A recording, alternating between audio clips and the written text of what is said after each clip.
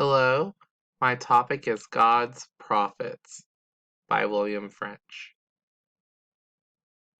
I will be talking about Ezekiel, Jeremiah, Daniel. Ezekiel, the son of Buzi, and God gave him vision. Ezekiel, he was a prophet, and he was a little scared of those people, but God reminded him to keep his command and go speak on behalf of him. The people, they were like scorpions, is how the Bible explained, and they didn't listen. Ezekiel shaved his head so he can put it into a creation for a visual for the people. The visual didn't help. People still disobeyed, and God told them that he will have to pass judgment on the Israelites because of their disobedience. But still, he did promise them some hope.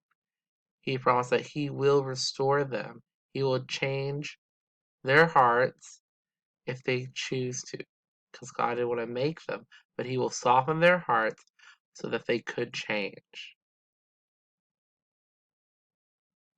God will allow his people to be captured and let bloodshed happen. The Israelites didn't care. God feels like they shouldn't care now. God also promised that the land will be uninhabitable and the Israelites will be able to seize it, and he will no longer let people talk about them so negatively. They will be able to rebuild, be healthy. The next person that we will be talking about is Jeremiah. He's the son of Hilktab.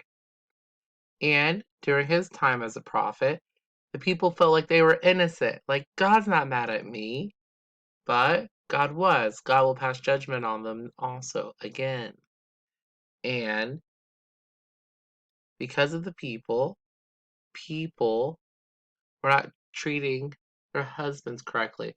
And he reminded their covenant they made with their husbands. And God wanted them to remind them about the time he helped them in Egypt.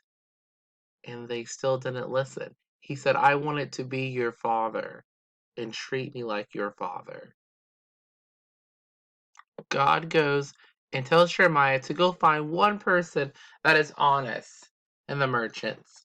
And Jeremiah looked. He couldn't find one. It made me think about Noah, how God protected Noah and his family.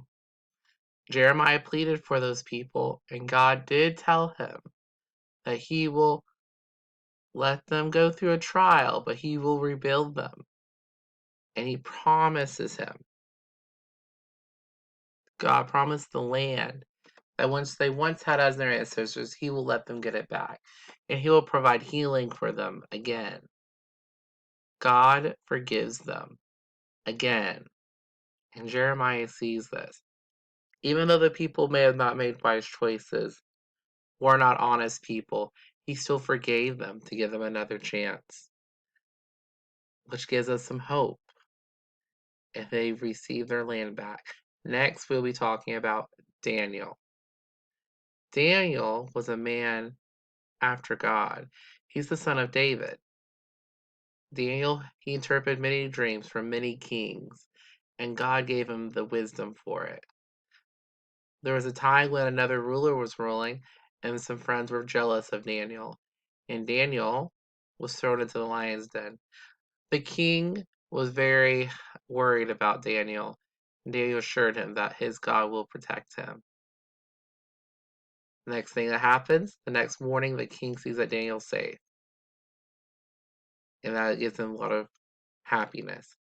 Next, that happens that Daniel gets another call from a king to interpret a dream. God tells him not to share it. He tells that people who are wicked will be wicked. People that are good will learn from it. And that he does promise Daniel that he will be in his kingdom at the end of his days, which is heaven. In conclusion, these prophets had a different lifestyle, and each of them were not always a king. Some of them were just a priest, a normal person, doing what God told them to do. They casted judgment, but in the end, there was some hope because of their obedience. All these videos are credit to Google Slides.